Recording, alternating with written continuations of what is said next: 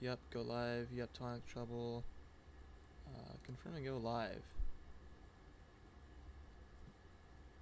Okay, we're good. All I need to see now is I just need to see if, well, first I'll announce it to everyone that we are currently live. Totally.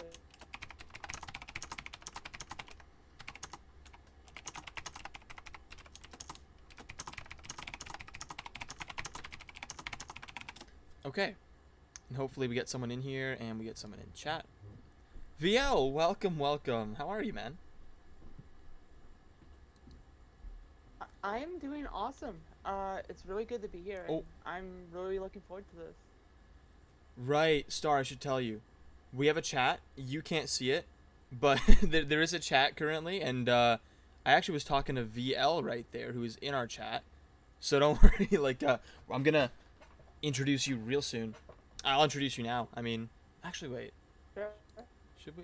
You know what? Okay, first thing, can't you go into your Discord settings really quick and go into voice and video and just lower the input sensitivity? Yeah, totally. Awesome, because you just cut out a little bit, and I want to make sure you're nice and clear for the stream. And VL, I'm doing really well, thank you. So we're just checking out audio right now. We just want to see how everything is. I'm gonna play the video really quick. And can you just tell me if the audio is all balanced between like my voice and the video and all that? If anything needs to go down or up, just let me know how this all sounds. And in the meantime, Wow. Wow. turn down the video a little bit. Okay. Wow. All right. How's it sounding now? Riv Silver, hello, welcome guys. Is the audio a little bit better? Oh yeah, the audio definitely sounds much better. I just need to turn you up a little bit, and then I think I'll okay, perfect. So Star, can you talk a little bit just so we can just so everyone can see how? Oh, Starlight's very quiet. Stream still says beta. Okay, that's probably something I should change, huh? Um, okay, let me turn down the video. And Star, can you just like talk for a little bit? Introduce yourself, Yeah, maybe. That'd be good. sure. So my username is Starlight1994, but you can also call me Star. And yeah, Time Trouble is one of my childhood favorites, and I'm really looking forward to this today and joining everyone here. That's awesome. So we're getting feedback that says they can't really hear you. So is it possible at all for you to like turn up your microphone in Discord? Is that a thing that you can do? I uh, I will definitely give it a go. Okay.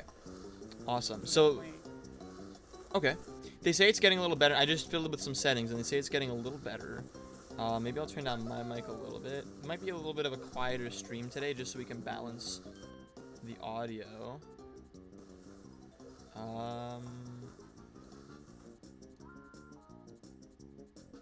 Okay, as you're fiddling with your settings, let's just do a little bit of EQ testing. Can you say something really quick and we'll just see how the stream balances right now? Yeah, sure. I'm saying stuff to test this out. Awesome. Wonderful. Love it. Perfect. How is this sounding, guys? Is that a little bit better? Sounds better? That's really good. Okay. Better is in like we're good to start or yeah? Okay, okay. We sound about the same. Okay, perfect. So I'm being a music kid has its perks. I'm an EQ genius. It's just kind of the reality of things. What can I say? So, no, this is really good. Hi, Allie. Really happy you can make it. Hi, Shadow. This is super awesome. We have so many people in here watching. This is fantastic. And I think we're just about good to begin if all the EQ sounds good to you guys. Star, is the stream coming through for you on your end? It is. Okay, that's awesome. So, all right. I mean, I think we're good to go. I think this just about does it. There is one more thing I could do. You know what I could try to do? Let me try something really quick. I might be able to.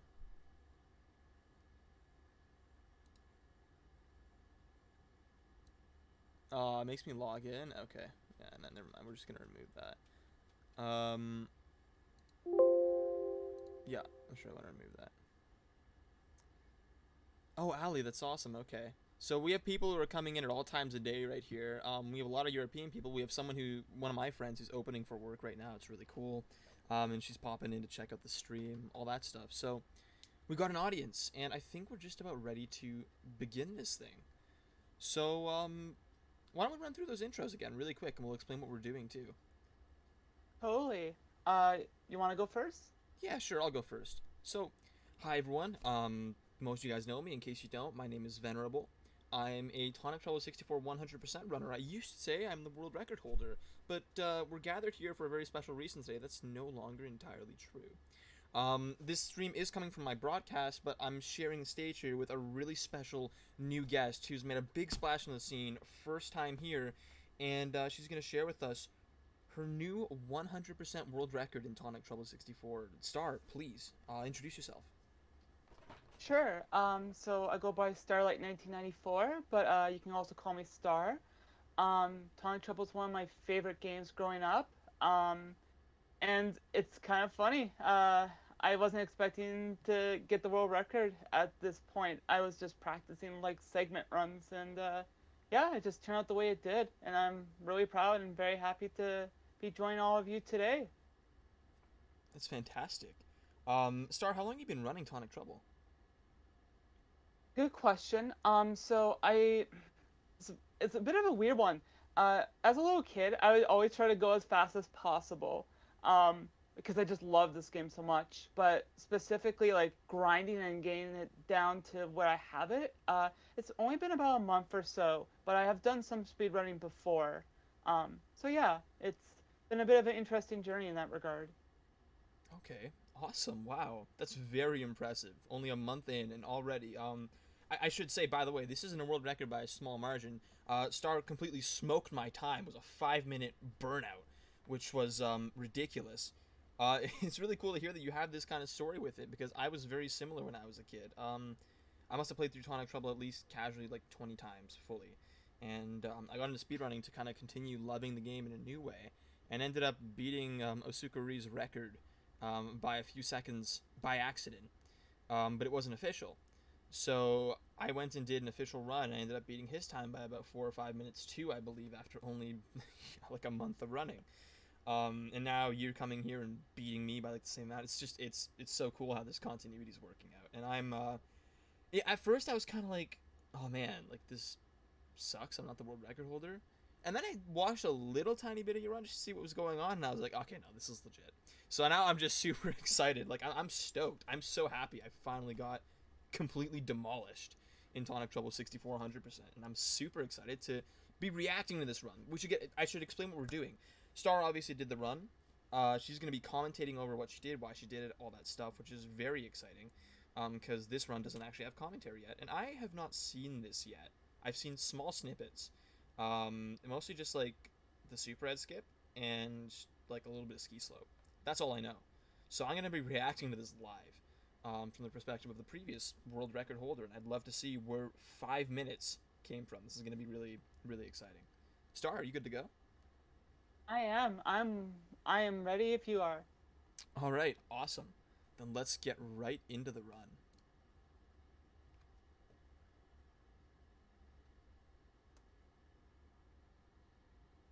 Hello, Mossless. Welcome.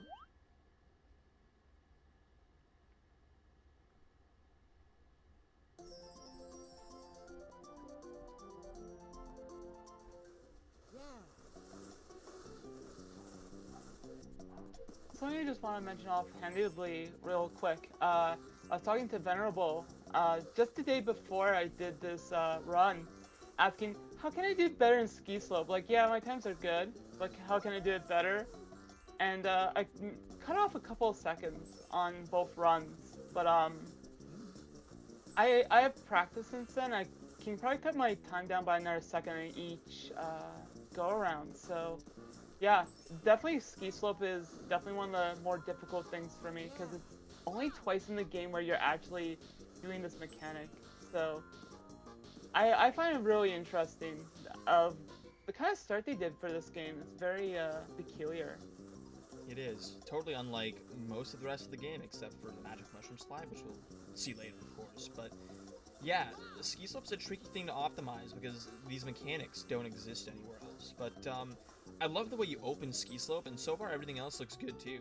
I think I remember the times you told me that you were getting, and I'm like around a second or two faster on each run. But I've also been like grinding ski slope a lot to get that time down. So it's exciting. I'm excited for your next run where you'll blow this one out of the water with some amazing world record worthy ski slope times. Yeah, definitely. Since I've done this run, I've got my first run down to consistently 130 and consistently 125 for the second run through. But definitely, I have not got to 124 in that second run. I've been trying real hard, but no dice yet. But Yeah. that's definitely that and bow tie are definitely my weakest components to speedrunning. Okay. But that just gives it room for improvement, as one of my favorite quotes go.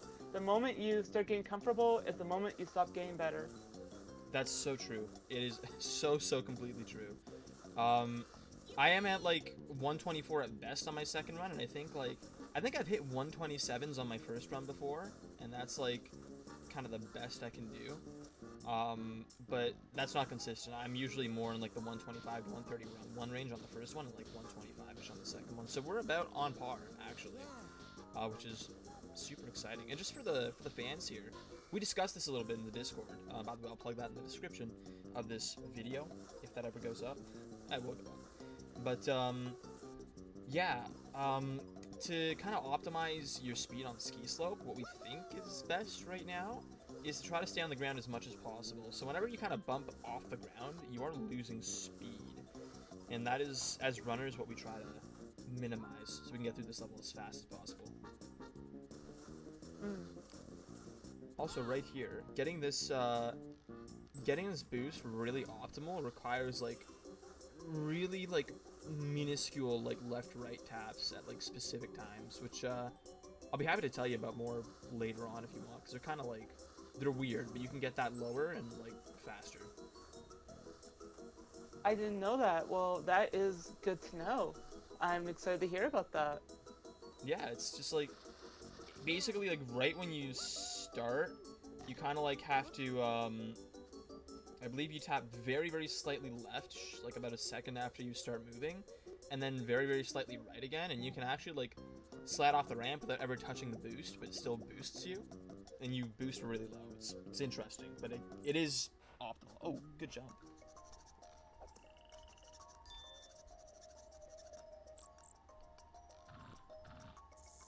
Oh, this is jarring. I've been playing so much Prototype recently that like not hearing the text scrolling sound is like weird to me. Yeah, I actually played a Prototype the day it came out, like basically like 20 minutes after it was released, and I just like I couldn't help myself. I'm like, I have to play this now. But yeah, it's definitely weird playing between the Prototype and the retail, because retail and Prototype look very similar but play so differently. It's almost a bit jarring, especially with almost like the special edition retail like physics hybrid. It's very peculiar. I'm still trying to get used to that when playing that. Absolutely. I Well, mean, a little trick I like doing here is as soon as I land on these platforms, like the ones that are moving around, I go into first person and right back out of it, so then I can get a better view of the platforms, and it just optimizes my time just a little bit. that's really interesting. I never knew that was possible. And what's really weird, it seems to be the only point in the game that you can do that. So I don't know how I discovered it. I'm just glad I did.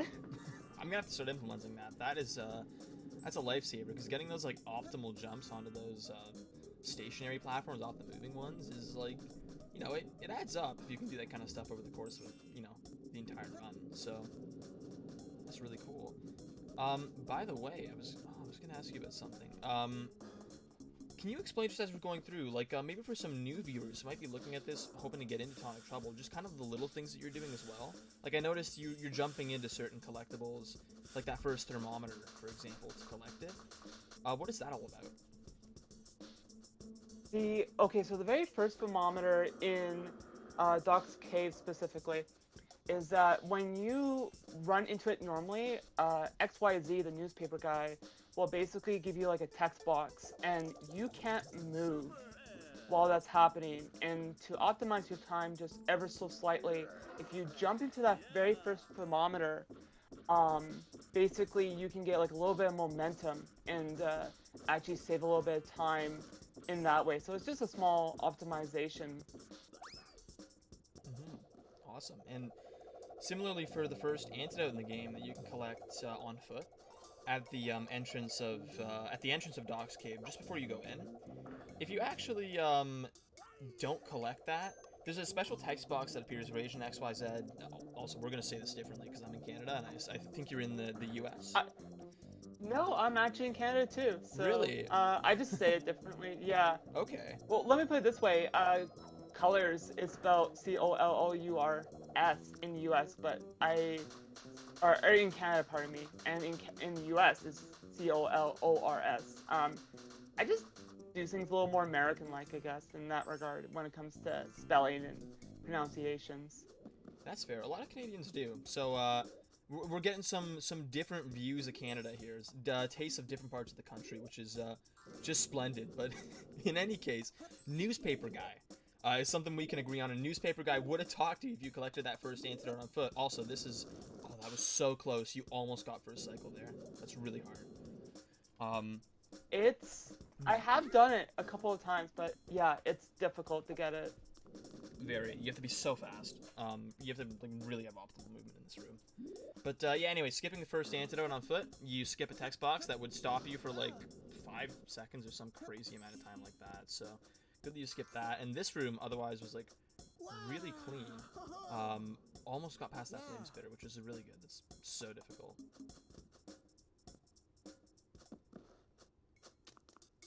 Anything you want to tell me? Oh yeah. Go for it. Oh, yeah, so there's a couple of different trigger points right before the portals in Doc's Cave. And if you walk along the wall just right and then jump into the portal, you can skip the little dance animation. I did it right the first time, but as you saw, second time, I slightly screwed that up. But yeah, again, just a minor optimization. Same with every 10 thermometers that you collect and every 20 antidotes in a level, so all the antidotes in a level, if you jump into it, skip low dance animations, and that's just a way to optimize some time. Very true. So knowing where your 10th thermometer is, because the thermometers, those work between levels too. It's just every time that you collect anywhere. So remembering which thermometer you're on and jumping through the correct one, because Ed does jump a little bit slower than he runs, so jumping only on the correct ones is a very important skill. Also, for those dance skips, just as a little FYI, you can actually frame jump those, which is a term that we've kind of coined for like jumping on the first frame that you land. If you frame jump them, you actually skip them as well. So you could just theoretically go, like, you can go straight through. But the timing, of course, is quite strict. Oh, good jump there. And a beautiful cage skip. Super Ed. Or well, Doc's Cave cage skip. I don't know. We have 2 cage skips, I think. But anyway.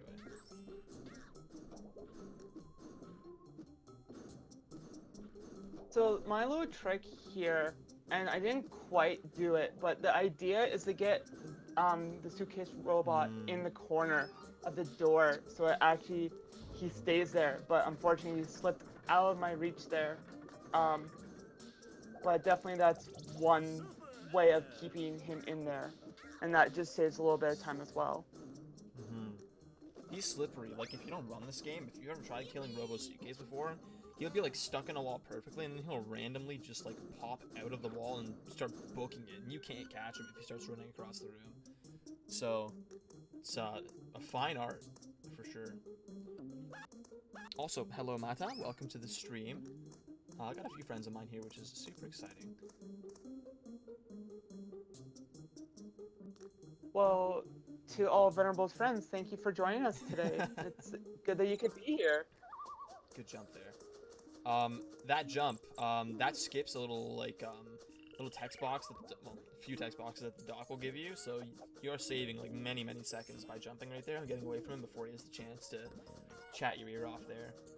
So that's awesome. How do you feel about your doc's cave, by the way? Like, let's just do a little recap after every section, I guess. What do you think? Sure. So besides the one dance skip that I slightly messed up on and the little minor air and cage skip, I'm very happy with Doc's Cave, but definitely there's a little bit of room for improvement. And I'd say for every, or at least the vast majority of the levels, I feel like I could have optimized better, but I'm still satisfied with Doc's Cave for the most part. Awesome. Awesome. And just so the viewers are aware, we actually have a way to completely skip the first part of Doc's Cave. But the only person crazy enough to do this trick, nice by the way, is Osuka Rui. It involves doing two quite precise tricks that in 100% we theorize can save like 5 to 7 minutes, but also are so inconsistent to execute that it's, I've never seen this before. So my trick to it is, as soon as Ketchup, the tomato, starts going towards you, I run up to Ketchup, and then I run into the corner, and then he will flip direction consistently, and that actually saves some time in that regard. So that is my little optimization trick. That is amazing. I'm gonna have to start implementing that. I always hit Ketchup right when he comes to the very back, and then I just run around the entire perimeter. There is a little optimization that I have that I didn't see you do there, where you can, if you actually start running at an appropriate time, you can actually, like, run, I think, a little closer to where Mr. Bean is, and you can actually jump into that place where that little alcove where the button is during the cutscene. But I'm not sure if it's possible with your method too, and I'm not sure which one's faster. So we'll have to... I mean, if it's possible, then your method's, like, absolutely faster. We need to implement that. So I gotta test that. That's really cool. Yeah, it'd be fun to actually test and see the differentiation between the time variables. That would be very interesting to compare. This whole section is pretty standard stuff. I mean, there's not much you can do to make this faster other than just playing it well. I have one small trick, but I'll mention it as soon as we get to that point here. But I do have one small optimization trick for this room specifically. Okay. Nice camera. Always love that part.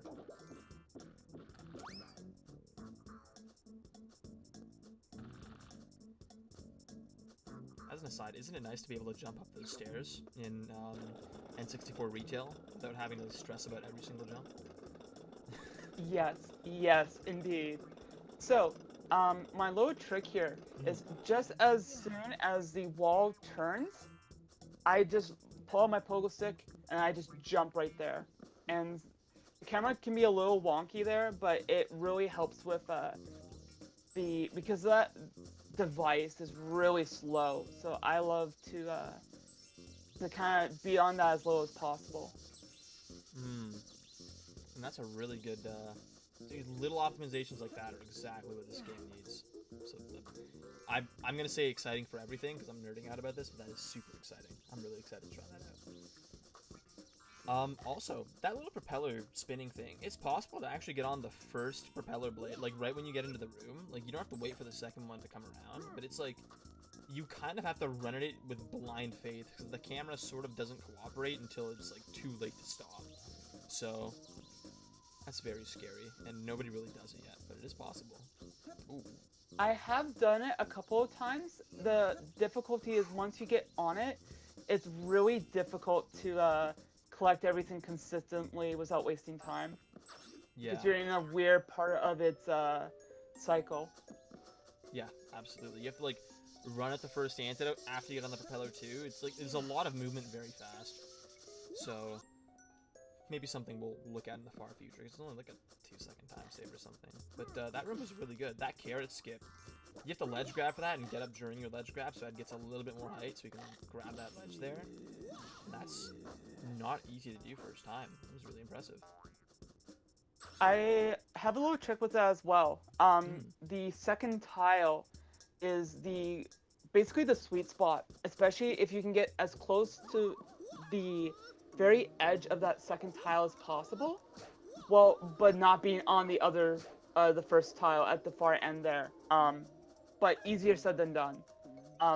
My big trick though with any kind of like edge grabbing is I've noticed some people will do like a sidestep backwards. I literally just flick my joystick like off the platform and then flick it forward to just grab the edge just barely. But that's easier said than done. Right, I did notice that. It's that is scary to do. It's very scary to do. It's something I do for we didn't talk about this when it happened, but you saw some ledge grabbing in Doc's cave on that moving platform in the toaster room. I use that method there, but I tend to use sidestepping for the other stuff. But this looks faster, and the second tile is something I didn't know about, so very neat indeed.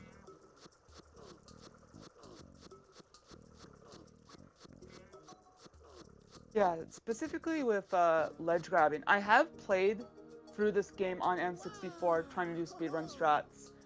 And I use like a Retro Fighter controller, one of the more modern ones. And it's too sensitive. Like to get that consistently for myself is very, very frustrating because of the oversensitivity of those joysticks. So I actually use a rather old PC controller, a Logitech Rumble Pad, and it seems to be that perfect sweet spot for that. But I have done it all on N64 as well, just harder to get more consistent from my experience. Okay. I know your pain. I use a Hori pad for my speedruns, and those joysticks are very sensitive, but also very good to control if you can get the hang of them. So when I do those flicks, I'm going like max speed in both directions, which is interesting. Oh, this is a cool trick. You want to explain this one?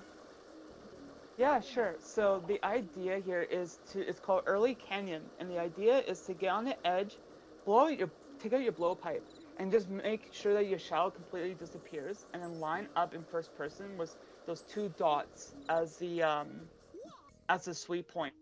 And then because blowpipe walking is what it's called, is kind of a bit of a broken mechanic. You can walk on certain edges.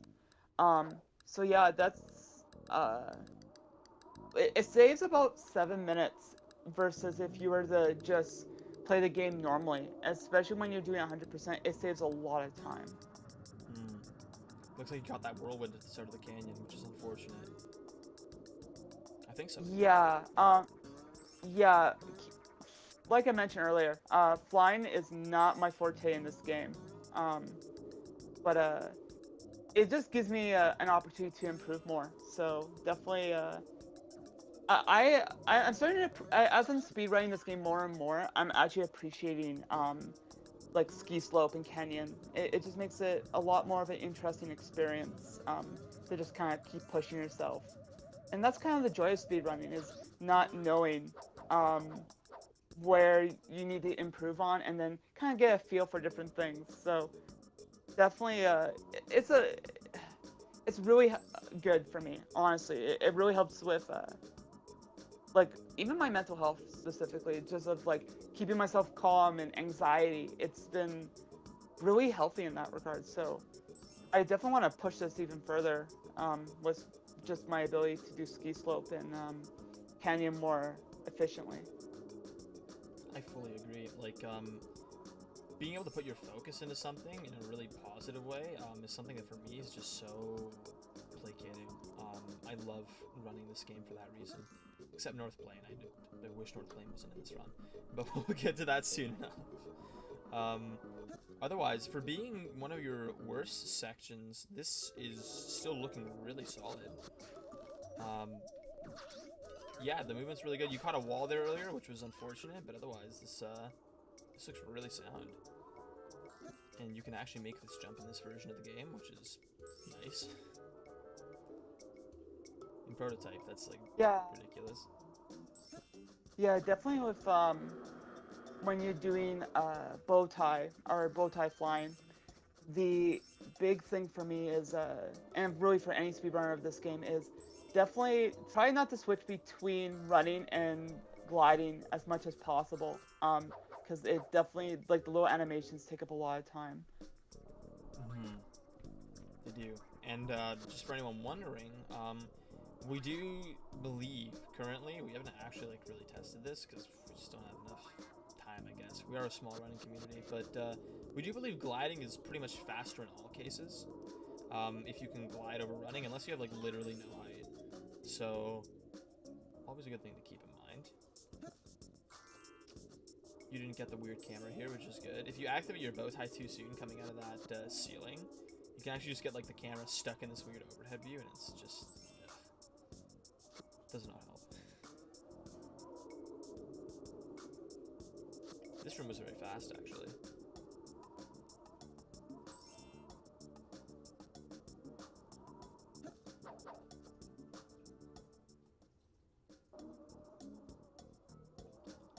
Yeah, that room is I'm very proud of. This room right here though, definitely has a little bit of room for improvement, but that's okay.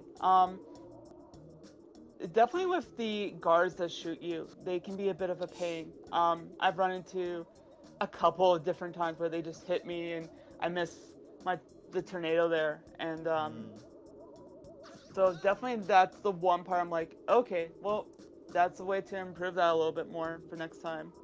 So Yeah. Oh, yeah. Besides no. that though,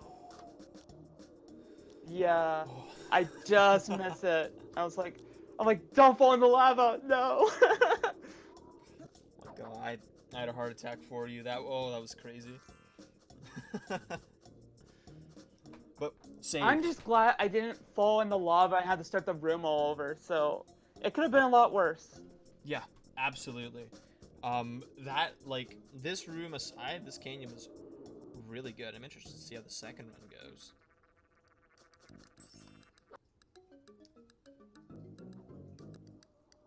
Little thing too, you'll see that Star is doing these like she's using the stick in the air. Oh, caught the whirlwind again, unlucky.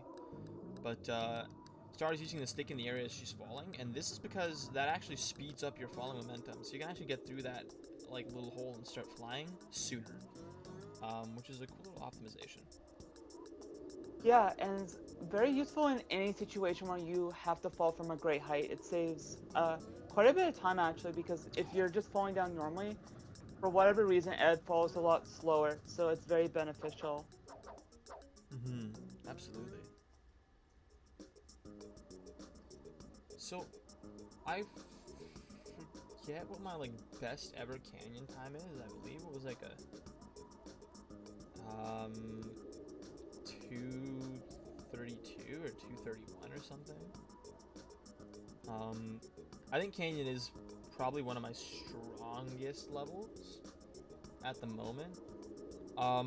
Which is cool because like obviously I'm so much weaker. Like since this is one of your weakest sections, I mean if this is your weakest, then I'm so much weaker than you in a lot of other sections. So it's I don't know. I'm at least having one moment of like repose before I watch every strategy I do be completely usurped in execution.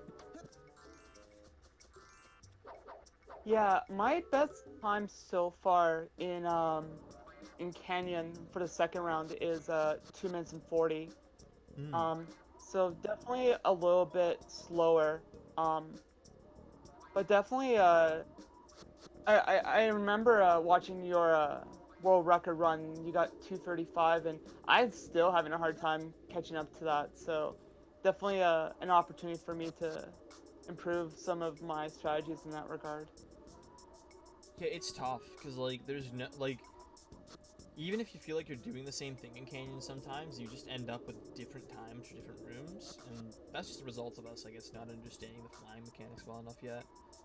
But I hmm. oh, sorry, go ahead. No, I honestly I was just gonna say we're like theory crafting how best to do it. We still don't really know. I have a theory, and this is just what I understand, is that based on your height versus your downward angle, when you fly downwards, you move faster than when you're trying to move with an upward momentum. So definitely, if someone can find that perfect sweet spot between the height you need and moving downwards, can be very beneficial. Something I want to mention real quick.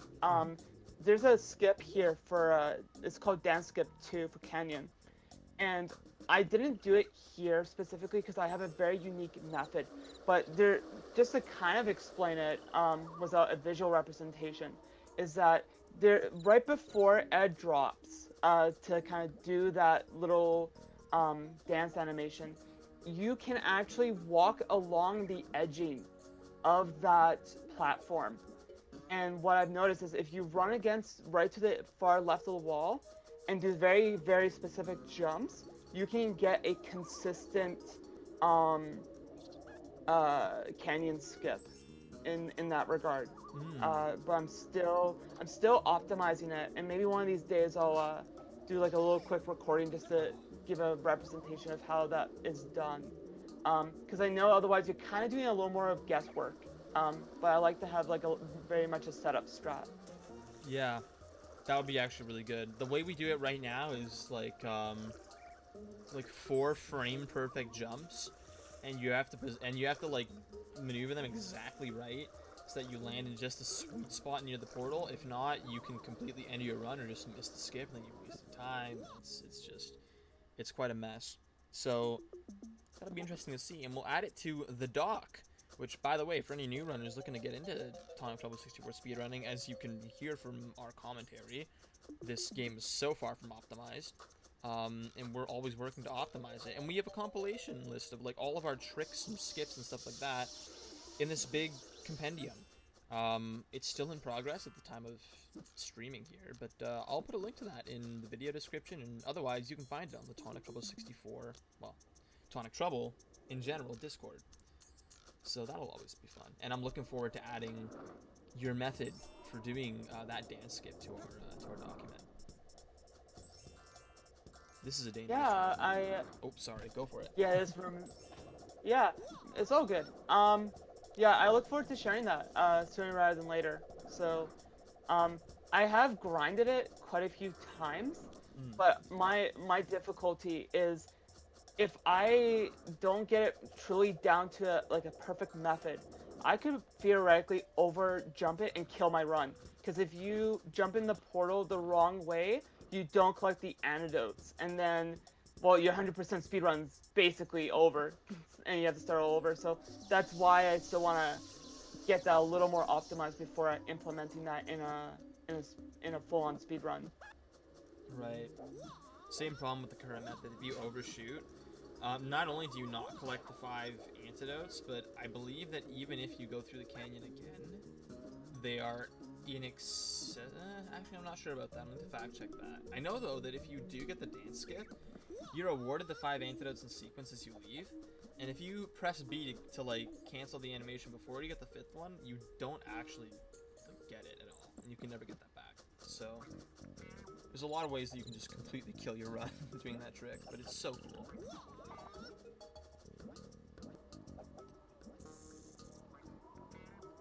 So, okay. We already talked about the canyon.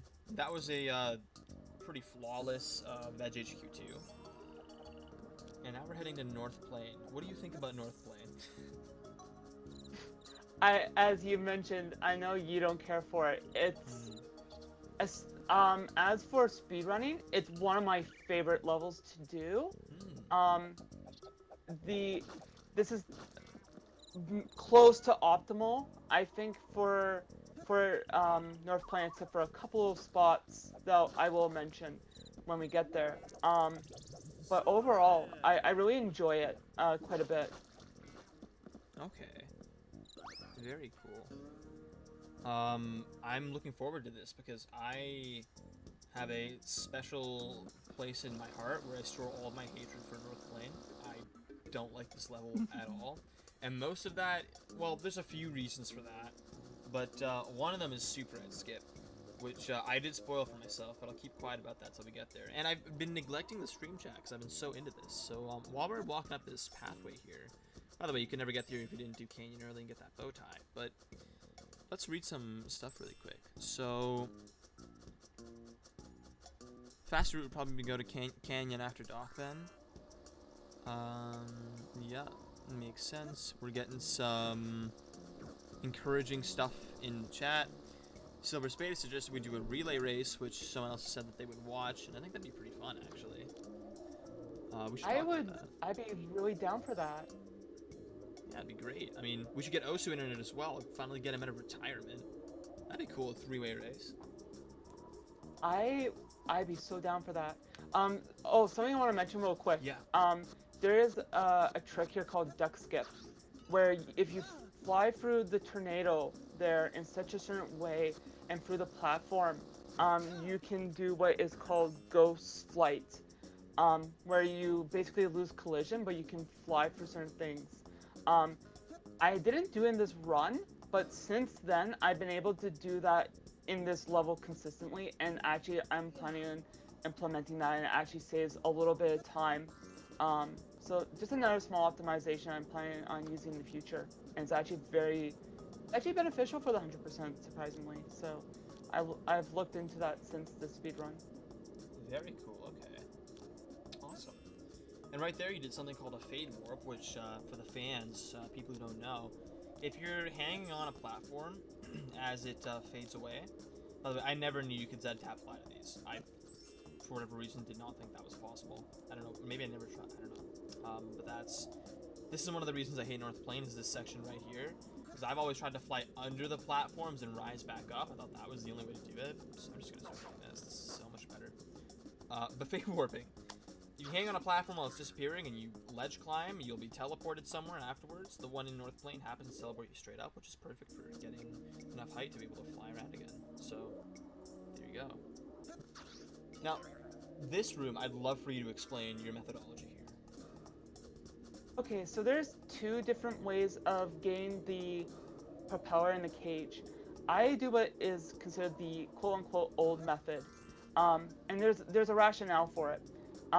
So the reason why I do the old method is, first off, the height that you need to get to the cage to get the propeller, I will already be there with the old method. But second off, I find it a little more consistent and a little less time trying to align correctly to get propeller. This is not done in Venerable's speedrun, but it is done in mine here. Mm-hmm. And before I give any of my comments, this room here is really interesting too. Please, what's your routing for this?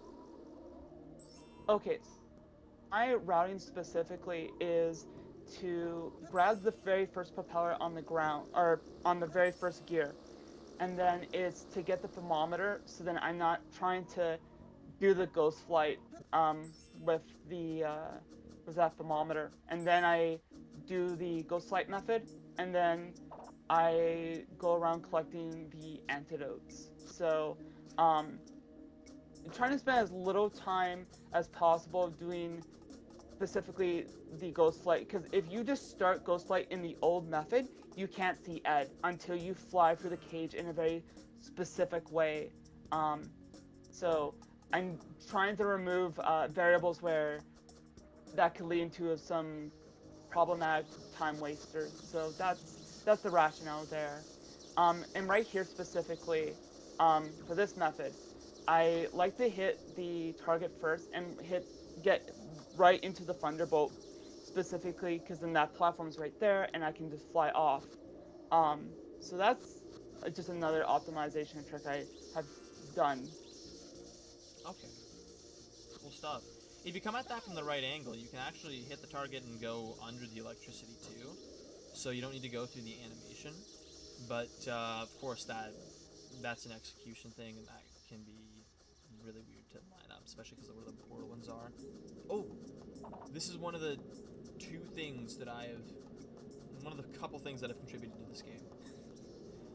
Is that little blowpipe walk up that little hill there, so we can fly down the hallway this way. There was something else that we did earlier that I also discovered, but I forget what that is. So whatever. Most of this game, we should mention, Osuka Rui is like the father of Tonic 64. Most of the skips that we have are thanks to him. So we've just been the newcomers who have tried to optimize where we can.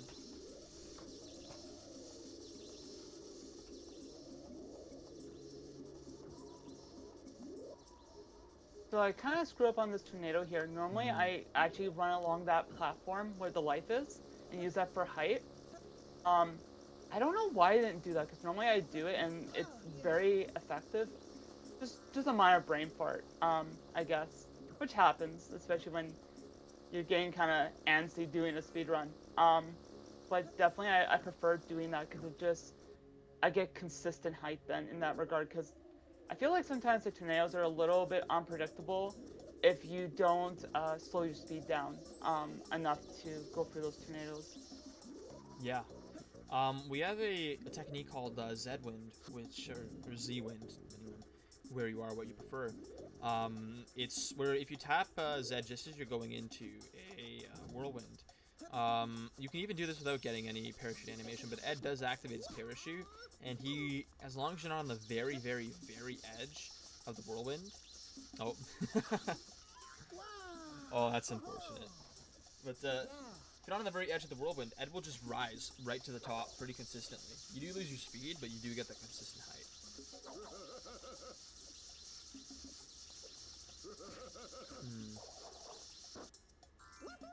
Unfortunate basement room right here.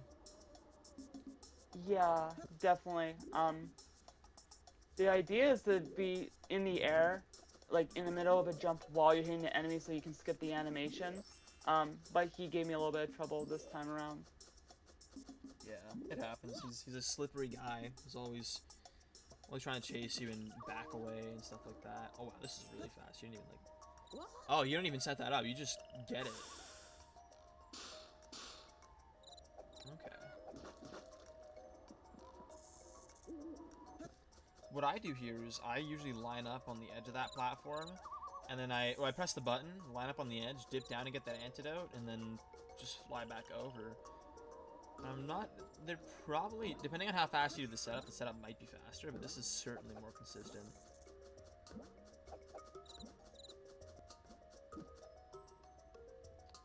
Also, I think I might. Oh, and in case. Go for it. So in case you've watched Venerable's speedrun, and why I do it slightly differently in order between backtracking for Vegetable HQ and North Plain, is I like grabbing that thermometer on the strawberry and then just flying right over. Just my own little kind of. I haven't timed it, but I feel in my gut that it's a little quicker. So that's why I do that in a different order. Okay, interesting. We might have to time that. Okay, so while we're doing flight training, unless something crazy happens, interrupt me. But I want to talk about Super Ed Skip, because that's a really contentious point in 100% specifically. So I do the new method, but I was saying before I kind of quit out for a while that unfortunately you missed that right there. But I was saying to Osu that I wanted to start doing the old method, because I just don't think that the new method of Super Ed Skip is like really all that RTA viable, or like I at least don't think there's a point to doing it right now. It's not consistent. We can't find a consistent setup for it. We found tricks that help us get it more accurately. I've made a video guide on something that helps me get it more accurately, but even as the creator of the guide, I can't get it consistent. So that just That looks... Well, I think the old method, which is the one you're doing, is probably just better for 100% specifically, where you don't want to, like, throw Runaway at 30 minutes in every time. And beyond that, I think that there is probably...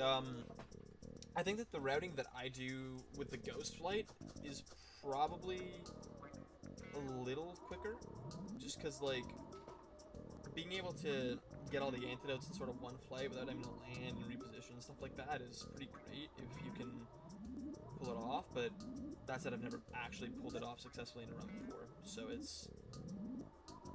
I think we still have a long way to go in Super Escape is basically what I'm saying, because there's even a third method that I discovered recently that I don't have any footage of because I couldn't get it to work again. But you can actually climb on the wall and where we do new Super Red Skip, and you can actually go over near the corner if you jump in a certain spot, and you can slide down the corner of the room and clip out consistently. I got it consistently a few times, then it just never worked again, so I have no idea what the deal is with that, but you know, that room will be a pain point for a long time for us runners, I think. Yeah, it's can be a bit of a pain to execute very consistently. I fully agree there. Yeah, so I'm gonna continue hating North Plane for the next however long, but I'm glad you like it because we need someone who's willing to be in that room pushing the meta on that, so that's awesome. Now this next level coming up here, Glacier Cocktail, I'm actually very proud of how I execute this level coming up, so definitely stay tuned for that because I have a couple little tiny methods and I am really excited to show this off. So Glacier Cocktail is my favorite level in the game. It has been ever since I was a kid.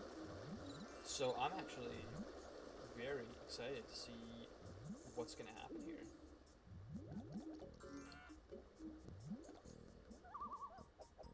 It's definitely not anything major, like mind-breaking, but definitely some little small optimizations that definitely make it a little interesting, at least from my perspective. Okay, cool. And just back there, do you think that, do you think grabbing the antidote there is, like, optimal, or do you, like, because I do it a little bit differently. I usually grab the antidote, when I'm coming back from Glacier Cocktail. I'll, like, jump up on the ledge and jump back over to the dock, and I'll just get the two thermometers underwater in one run. But I saw that you did it there all together. It probably is a little bit quicker your way. For me, it's more of like, for the sake of like half a second, just gather everything and then I don't have to think about it. Especially with all the backtracking in South Plain, it just kind of gets that off my mind, and so I can just focus. But I probably would have to agree your way would be slightly more efficient.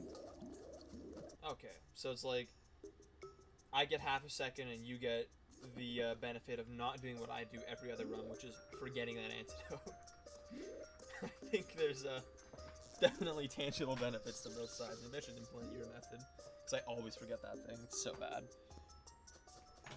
But anyway, we're here. I'm gonna shut up. I just want to watch this. I'm really excited. Ooh. Can we talk about that? How'd you get that guy to stay put? I honestly, I don't know how I got him to stay put, actually. That was just probably more, very lucky, RNG in that regard. But specifically, if you can get him to be backside, and shoot him right in the back, it really, really saves a lot of time. I don't know, though. I really wish I could tell you. Okay. Maybe there's something to explore there in that regard, though. There might be. I want to watch the footage again and see how you moved there. You can also shoot that guy from the front and actually kill him in one shot too. Like, you can clip it through his front armor. But oh wow, so you go very low here.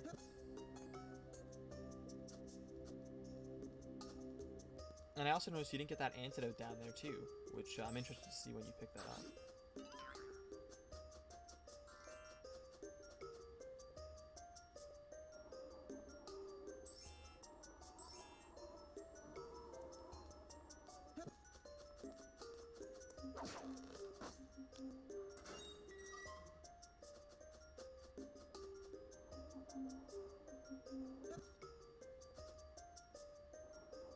Right here, okay. That makes sense, actually. And then, yeah, you can just swoop right into the fridge. So that's my way of doing that. Right, okay. Yeah, that does make sense, actually. It does make a lot of sense. Probably around very similar timing to what I do. Maybe a little faster, maybe a little slower. I honestly can't even tell. Might have to time that. And getting these collectibles here. Optimal routing for later.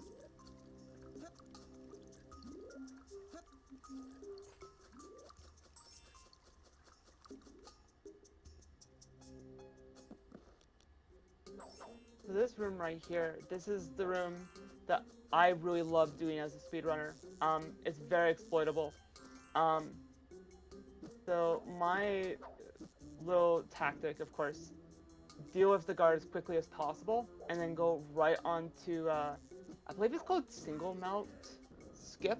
I might be botching that name. But what I like to do is line up with specific textures on the wall here. Specifically the square texture at the far end of it with the line. I like to quite get in there. Took me a couple of tries this time. And as soon as Ed's in there, just jump right at the top of that texture, and then I consistently get in that regard. Because sometimes, like, if you don't do it quite right, you have to kind of go underwater, come back up, and just kind of waste a little bit of time with those animations there. There is actually a way to do this that I discovered a while back. You can actually do that in just 2 jumps. No need to go with this board at all. But it's, oh wow. Yeah, but it's you just jump twice against the wall and you're in. But it's precise, and you can. I think there's a way to soft lock yourself doing it. But let's see if I can find footage of that later. But otherwise, yeah, this is really nice. I think this is double melt. Oh, okay. Yeah. And in case anyone's wondering, I've noticed with the little iceberg platform there, if you can get right on the edge where Ed is just standing on it, I go in the first person view and then I flip my camera around to the point where I'm facing right in the middle of that platform, and I consistently grab the middle of that, and it kind of just guarantees being able to grab that. Very interesting. Okay, that's really good to know. This is something I want to ask you about. Do you have any specific routing for these antidotes and thermometers? So, like, I do and I don't. So basically what I like to do is, like I said, just go right towards the, doing the glitch. And then I go to the bottom antidote, and then I loop around, as you can see here. So I'm doing everything underwater all at once to gather the collectibles. And I feel like that's a little bit quicker than kind of like scattering everywhere. It's just do everything at once. That's just my methodology. It helps with focusing, and especially if you're trying to focus on collectibles, it really helps. So that's kind of the rationale in that regard. Okay. Because I think that antidote that you just got is one that I get earlier, and then like I just do everything in the room, and then. But it's weird. There's like, we don't have we've never actually sat down and gone, okay, what order should we do this in? Which I think is something we need to do, because that's a rumor. Like, I think the wrong routing could definitely lose a lot of time. I fully agree in that regard. Yeah, maybe when I come into my hiatus, I'll actually start timing stuff and doing things scientifically instead of just going, this looks about right. Yeah, I would love to collaborate in that and kind of discuss the best optimal strategies in that regard. That'd be great. And speaking of great, this Glacier cocktail, your Glacier cocktail is really good. It might have been the best ever. It's very possible.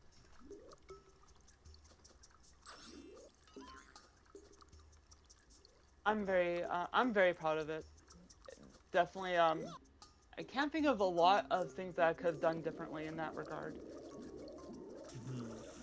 Just like being able to second cycle the guard because you the rock unfortunately missed there, and you had to get a third cycle on that, and then but then you made up for that by getting that shot on the first guard's back, and maybe just the collectible room, and I think otherwise that was very sound.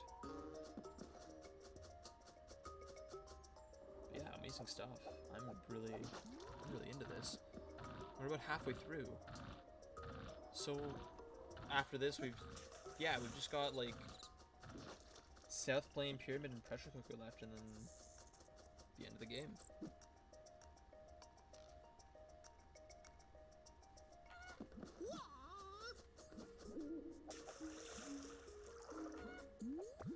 Ed sometimes does that little like trying to clamber his way back up animation when you get in the water, and that can lose a little bit of time, which is unfortunate.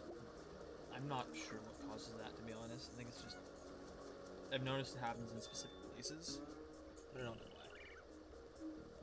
why. I don't either.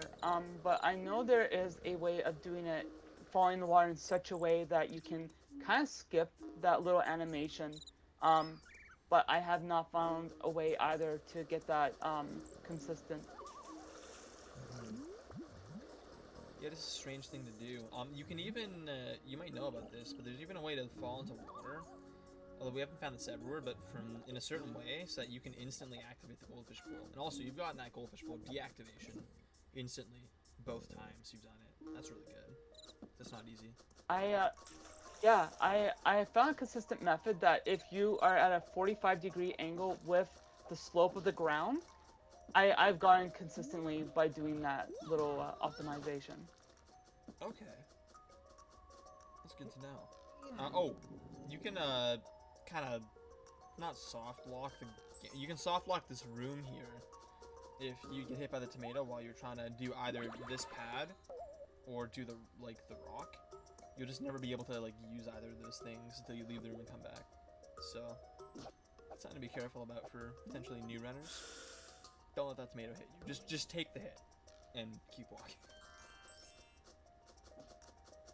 Pack of the killer tomato.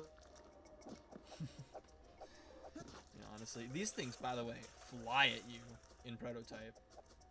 Like they're scarily fast. Yeah, they're almost like vicious. Yeah. Speaking of prototype real quick, I swear to God, they definitely I think like lowered the difficulty quite a bit between the prototype and the retail. Probably maybe through testing or whatever, people were just saying it was a little too difficult. But yeah, I noticed the prototype is definitely not just in control wise, but just like how many hit points you have and how some of the enemies react. Seems to be almost intentionally a little more difficult than the final version. I agree, and I prefer that actually. Like, the magic mushroom fight is just annoyingly tedious, but like everything else, I love that extra difficulty. I definitely like the extra attack that the magic mushroom does by lifting certain platforms to crush you.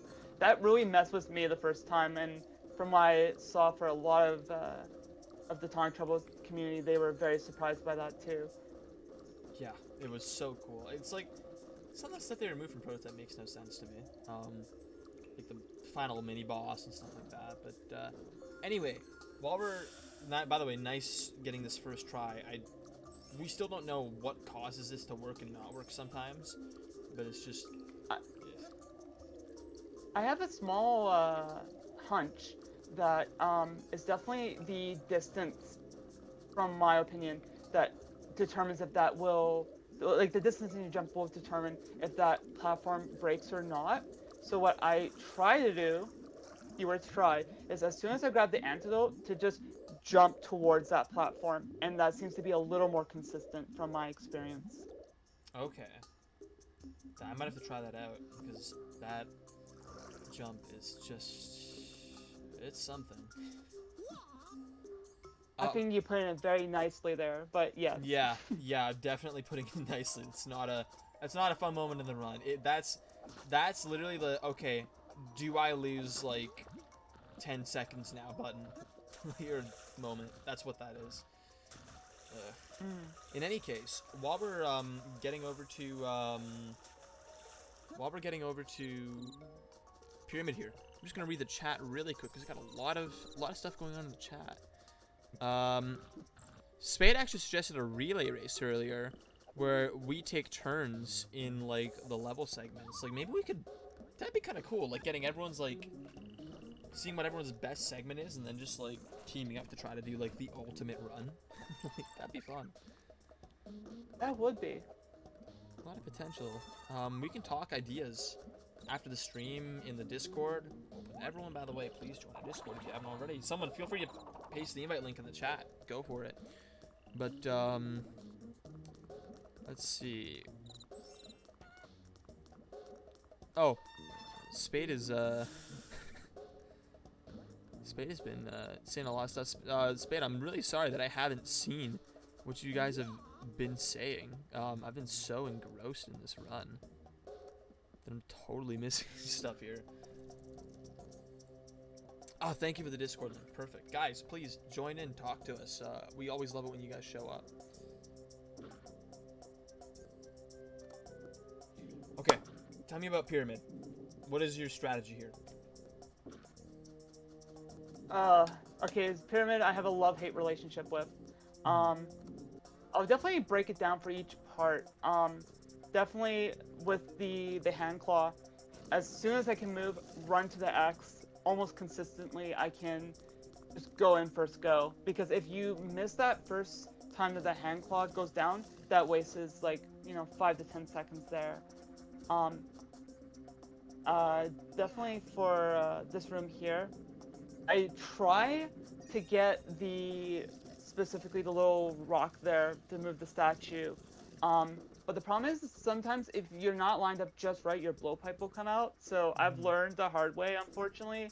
Just flip your camera back and then just line up. Yeah, it's not the most optimal way, but it's more consistent. And then with the spikes, definitely damage boosts.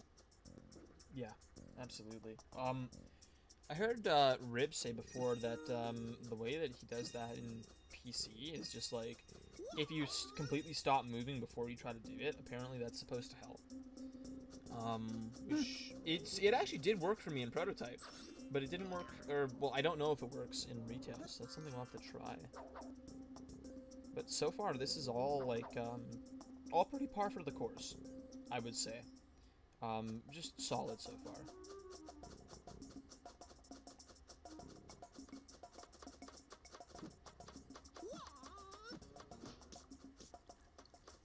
There's a little glitch coming up here, and I have had a very interesting relationship with this glitch specifically coming up. Sometimes I can get it consistently, sometimes I can't. I've had where just to break down the glitch real quick, the idea is to activate 2 animations at the same time. And the idea is as soon as you hit the target, is to get out first person and then activate the transformation, and it does 2 animations at once. I've had it where the little platform doesn't activate and I have to leave the room and start over, but I got it in this run and I'm very happy about that. I was actually surprised when I did that because it's very hit and miss for me for whatever reason. So what I do differently there, based on your description, if you actually stay in first person and just keep shooting at that target until you eventually hit it, it'll automatically take you out of first person once you hit the target. So you can just start mashing the R button as soon as that cutscene starts, and you'll do the transformation. I think it's like you transform, like, I don't know, maybe up to half a second later type of thing, but I've never had that go wrong. Oh, okay. Well, that's good to know. Yeah, look at us developing the meta in this commentary session. This is all very exciting stuff. I'm saying exciting like every sentence, but it really is. I mean, don't have a better word for it. I find it exciting, like especially if you're into Tonic Trouble. I think it's very exciting. Unfortunate right here. Yeah. Oh, by the way, while we're just going through this stuff here, because next is like, this is all kind of standard. Pyramid is not super like crazy yet, but yeah, I noticed that you're playing on emulator for this run, and that is a way that that is something that's different from me and Osu both, I believe. So we allow emulator as far as I'm aware. I'm not the speedrun.com guy, so don't quote me on that. I think there's like a specific version that we use, but like in any 1.6 case, or 1.7 yeah, for yeah, Project 64. right. So, what do you think about running on emulator versus running on console? You find that there's any noticeable difference for you? Um, the, that's a good question. Definitely the small differences would be like jump height is technically slightly different between emulator and console. Outside of that, really, I can't think of a whole lot that would be different. But for me specifically, in case anyone's wondering, my rationale, I love using my CRT PC monitor for playing games. It's a little easier to just record, and I just prefer it on emulator because I can choose the specific controller I like. But I have considered doing more console runs. It's just a small preference I have more than anything. Alright, fair enough. I noticed the camera too is a little bit nicer to you in emulator. It looks like because there's some stuff that the camera's doing in Project 64 that I would just not be able to achieve on console, which is interesting. But yeah, I never noticed that before. Oh, go ahead. yeah. I mean, we're just like we're not at the point yet where I think that matters. Like we between world records, it's like 5 minute differentials between each time. Like there's the biggest difference is skill by a large margin. So like I think for now like emulator console is really doesn't matter what you want to run on, which is great for accessibility because I mean the more people who get to run this game the better. And Absolutely. Rib is actually telling us here in the chat Project 64 is not the most accurate. He's saying that anything that uses parallel RSP/RDP would make it run the same as on console. So maybe that's something for us to look into in the future. I don't think we'd ever go back and disqualify runs based on what platform they were done on, because again, still developing Tonic Trouble, but certainly something to think about in the future. Absolutely. As for this, yeah. Oh, no, go ahead, please. Okay. Please, by all means. Alright, I was just going to say, as for this room, I noticed that, sadly, no instant goldfish bowl. When you were coming out of that water spout there, that is something that can happen, which is kind of nice when it does. And a sad blowpipe on the popcorn machine, which you hate to see it, but otherwise, good room. And you're doing the mummy from all the way over here, which is something that I do as well. It definitely saves quite a bit of time in that regard, because then you're right by the door as soon as it opens. And coming out of first person, it lines you up perfectly. If you can get that first shot on the mummy in first person, so good little optimization for sure.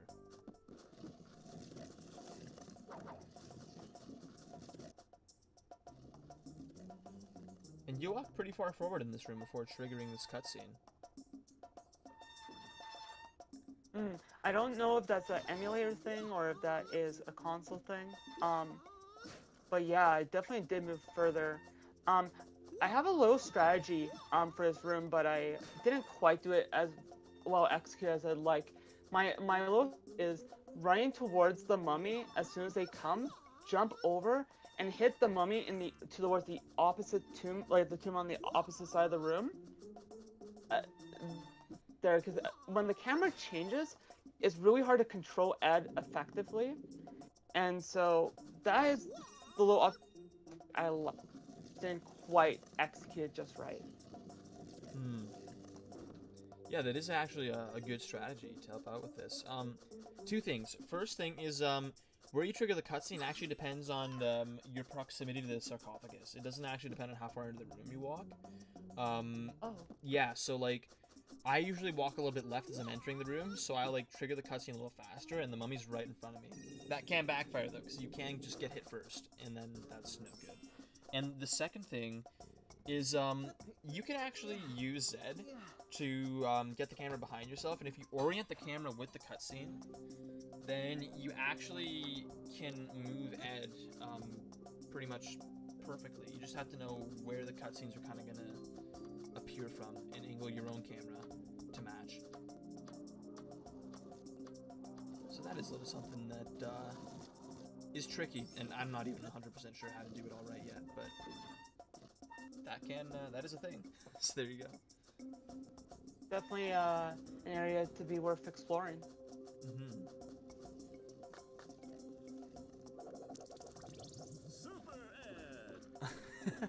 Silver Spade saying, tank control master race. Doesn't matter where the camera is when you got tank controls. We don't, oh, nice boost. I can't support that, that PC, beta mumbo jumbo around here. This is 64 time only. As much as I love the beta, I gotta put my foot down. I have only played through beta once on PC. I have very little experience with it. Definitely a lot of unique differences, but I have very little awareness of like optimization in that regard for that version. Yeah, it's just it's a whole different thing, man. I really love it. It's so unique. And Rib has retaliated with tank controls suck, and now I get to watch the ensuing conversation. Oh, unfortunate.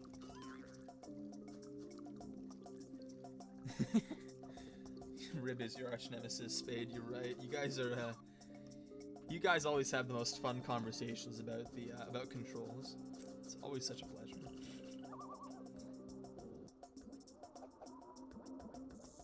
Oh, I noticed you didn't collect those antidotes on the left and right side. I just saw that as you were flying out of here. Sorry, which I kind of zoned out for half a second. Which antidotes are you referring to? It's all good. Right when you come out of right, like when you're going in and coming out of the pyramid, you know how there's antidotes like under the flame spitters? Right. Did you get those on your way in? I think I saw one on your way out.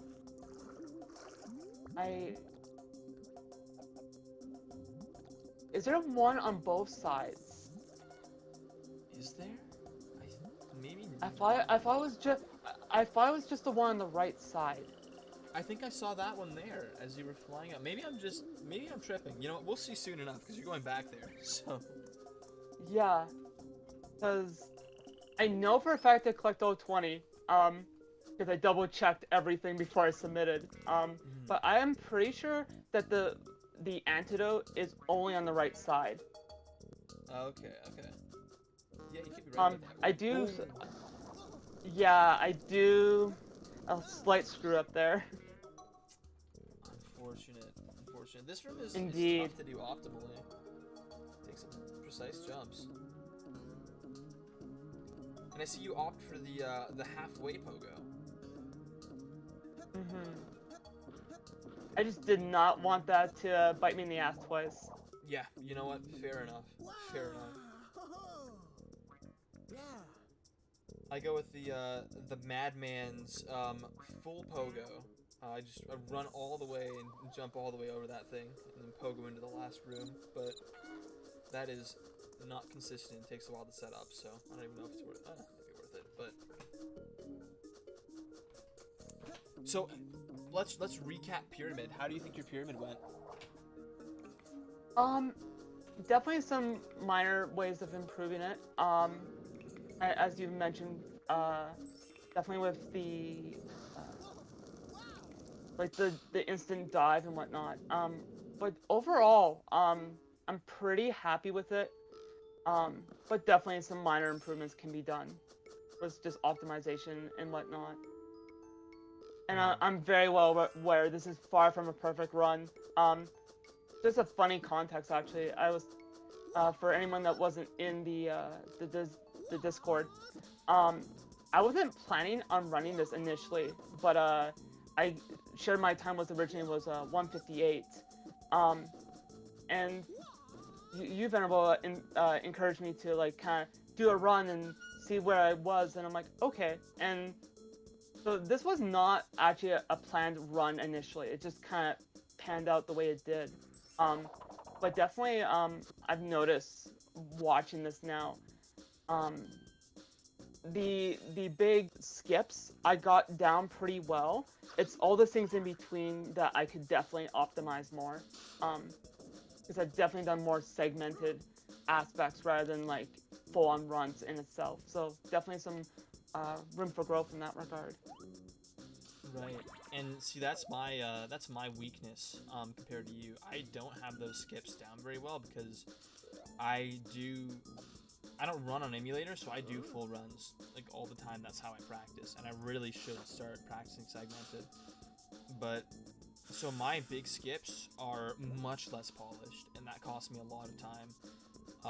Even though I have some smaller optimizations that may be a little more concrete, it just, I mean, well, 5 minutes. Oh, you do this different. Yeah, so I didn't do it quite right. The idea, in case anyone's wondering what I was intending on doing, but I had a bit of a brain fart, is if you step on those dots as an X, you will activate every time. So if you just think of an X and just, I need to go on those X buttons, it will always work consistently. I just didn't do it this time around. Yeah, it's like, I mean, yeah, small things. Sometimes you miss it. It's happened to me before. At least I put a reset button in there to help you out. Thank frickin' God, because that would have costed me more time. Yeah. Oh man, imagine. Well, we're watching the magnets here, so I'll just inform you that we're currently talking about in the chat Tonic Trouble originally looking like a horror game, which I never knew about. I guess I'm gonna have to look at some photos of the development, but yeah, you know, actually speaking of like the whole time thing, I've been thinking about like where I can like improve my run to help get my run to this level, because I do want to come back and put my best foot forward and try to get my run respectable again. But I lost like 2.5 minutes in Pyramid 2, I believe. I died twice, which we'll see later. But yeah, like I'm just thinking about all the skips. You're right, they were so sound. I really got to think about how to practice those. What do? Do you use save states and just like do it that way? That is one of my methods, yes. Another one of my methods, specifically, when I was practicing on N64, is just practicing, like so doing like a quote-unquote playthrough, but every time I got to like those skips, I just practice it over and over and over on console. Oh, nice flight here. Yeah, this part I'm pretty darn proud of. Normally I don't get all the way to the end, so, and also the camera's in a very unique angle, so I'm very proud of how that turned out. Definitely the timing of that flight plays a big role into how that all plays out, so I'm very proud of that, because very rarely do I get all the way to the end. But I've been doing that part that way since I was like 8 or 9. I've played Tonic Trouble since the age of 7. I'm 26 now, so Wow. I've been playing for a very long time. Yeah, that's crazy. I mean, it shows. Like, you got so much knowledge on the game. All these like strategies are so clean, and yeah, that flight is something that I've only managed to do a couple times. So that's really impressive. Ooh, almost fell in. Yeah, I got a little lucky there. Wow. So far, this is a really good pressure cooker.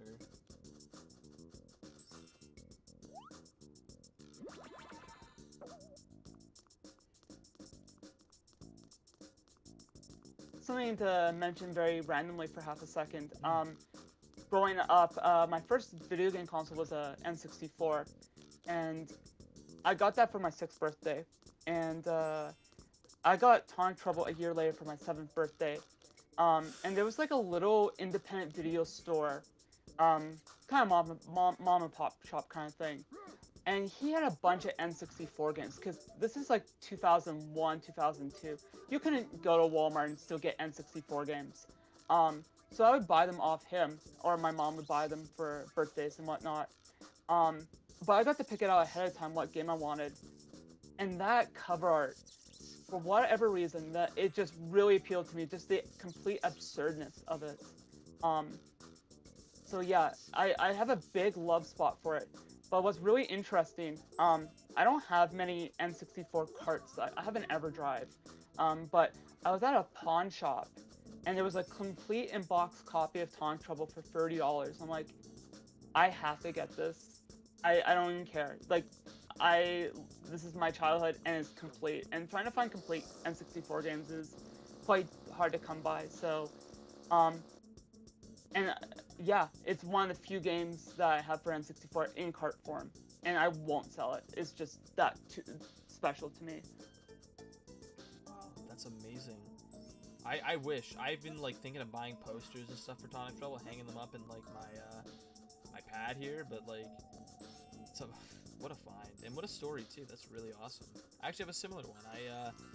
I got my N64 when I was about 3 years old. Got Tonic Trouble. Actually, I think around the age of 7 as well. And I don't remember this, but my best friend remembers that I showed it to him one day. I was like, hey, look at this game. You gotta play this. And we got into it at like 7 years old. We were both kind of like weird kids in school. You know, I was the nerd, and he was kind of the weird kid. And we teamed together to be probably the best duo who could possibly play Tonic Trouble. Like, we had the perfect mix of like nerd and weird, and this game kind of ticks all the boxes for people like that. So I have been playing ever since then. I'm 20 now, so my run with Tonic Trouble is a few years shorter, but it's a very similar passion. I have so many great memories of this game from when I was a kid. Just in case anyone wasn't in the Discord server, Venerable and I were talking about like originally planning on speedrunning Orphan Gym 3D. I do have a glitchless speedrun that I've done very recently, and I got that very optimized, except for one part. But yeah, again, definitely Tonic Trouble and Orphan Gym 3D are two very special games. I feel like they're both very misunderstood, and I also find the development history of both games very fascinating. They actually have a lot of interesting parallels in that regard. So I don't know. I like things that are misunderstood, because you get to appreciate for what they are rather than what you want it to be. But as well as that, there's more than just a game. It has like a story that it tells outside of its narrative. So I always find that those two games very interesting in that regard. Absolutely. I mean, I have never played through all of Orphan Gym 3D, regrettably, but what I can say is that yeah, my friends and I mean, we played Tonic Trouble and games like that when we were much younger. Now we're older, and we're, you know, we've been jaded by the world and what have you, and we're 20. Like, it's not a big deal, but, you know, still, it changes, right? Orphan Gym 3D is something we played shortly after we both turned 20, and, like, for the first time together, and it felt like being kids again. Like, we were laughing at everything. Like, it's such a ridiculous, fun, kooky game. Similar sort of vibe to this, but even more ridiculous in some ways. So I recommend checking that out, and I recommend checking out Star's Run. It's something I've yet to do, but now I'm interested. I might have to give this a look. Ooh, is that intentionally manipulating the tomato's direction? Oh, that's unfortunate, though.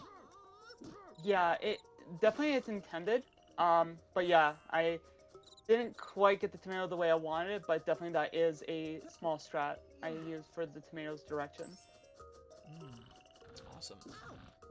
And you can actually fly into this room. Looks like you were trying, and it just didn't. The ledge grabs didn't cooperate with you there. Yeah, that's definitely the how that panned out in that regard. But definitely, I didn't quite get how I wanted it, but definitely, again, little minor ways of improving it. I think that's the fun of like rewatching your speedruns, is seeing like, hey, I did this really well, but hey, I can improve in these little spots, and that's what kind of makes it really fun to speedrun, especially if you record and kind of rewatch. Even if it's not an optimal run or a run you just never consider to be good, you know, record it, see how it goes, take a look back at it, and see how you can improve it. That's how you improve things, is observing it. Agreed. There's something really fulfilling about watching a run back and seeing what you did and just theory crafting in your head how to do things better. Okay, so I gotta ask you, I usually fly from that first moving platform, but you flew from the second one, which looks considerably slower.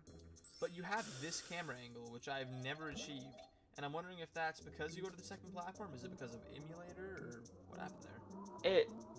It's from my experience, it's going from the second platform gives you that camera angle, and when I've done it from the first platform, my camera just does not cooperate, and it costs me so much time.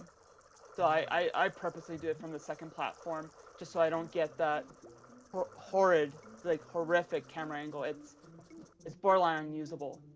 And Yeah. for whatever reason, when you're in that transformation, I cannot get the camera to cooperate. So I'd rather just lose a couple of seconds and know it's gonna work rather than have to struggle with that camera. Yeah, it's completely understandable, actually. I'm on board with that. I think that, for me, I've gotten used to how ridiculously bad that angle is, and usually I can get it to line up pretty well. I have some cues on the wall that I use. But, yeah, definitely, I mean, I don't blame you for not wanting to deal with that. It's such a... This game's camera is not its strong point. There's a reason that they added the, instantly put the camera behind you feature in the final version of this game. Yeah, thank goodness. Zelda's Ocarina of Time did the same thing, and honestly, I prefer it that way, where you can just instantly snap it back. Some people consider it a bit jarring. There's one point in this run later on that it did kind of mess with me a little bit, but for the most part, I prefer having that instant snapback rather than that swoop effect. It, especially for speedrunning, it actually saves a lot of time if you can adjust to it. Yeah. Yeah, I agree. I agree for sure. And, So yeah, go ahead. no, By all means. I was gonna try to continue, just like, I don't even know what I was gonna say. You go for it. Well, I can definitely confirm now, as mentioned earlier, I definitely did get all 20 antidotes in South Plane. But yeah, I don't think, like I mentioned earlier, I think the antidote's only on the right side. On the left side, if I recall right, it's just Mercury, some health pickups. Okay, so I was, like, actually losing my mind there. Okay, good to know. Anyway, I mean, back to the main event. We, yeah, it's tough. Like, this part of the game is really just backtracking for collectibles. There's not a lot to say. But, at least we get a new room here. Not really, yeah. So we're gonna get the Scarab room, which is something.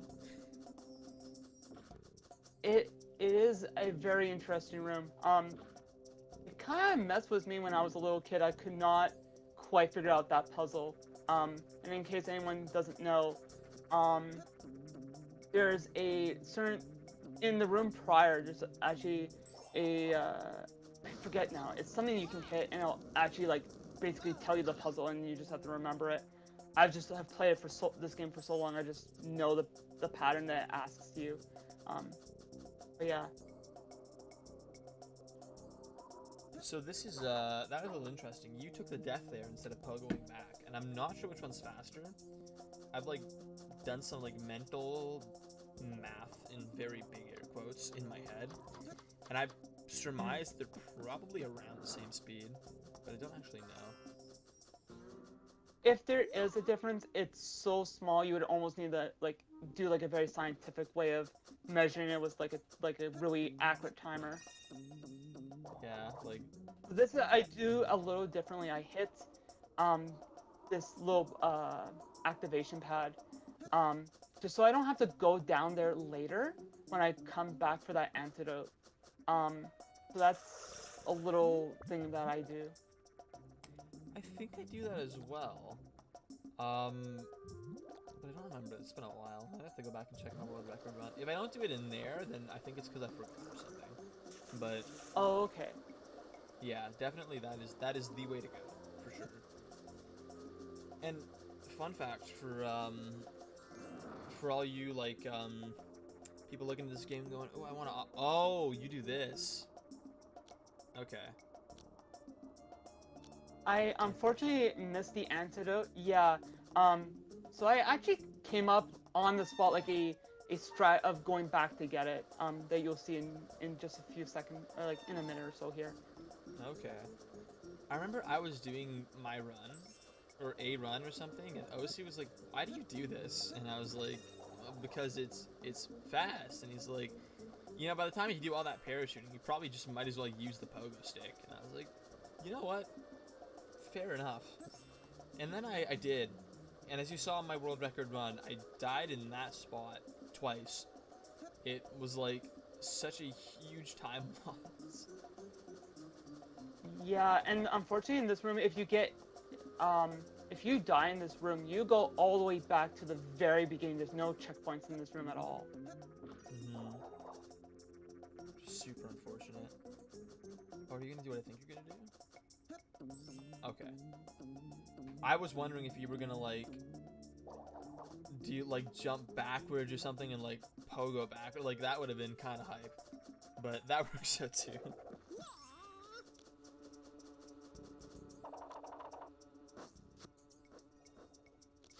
So here's like the only new event in the pyramid that you get on your second time back.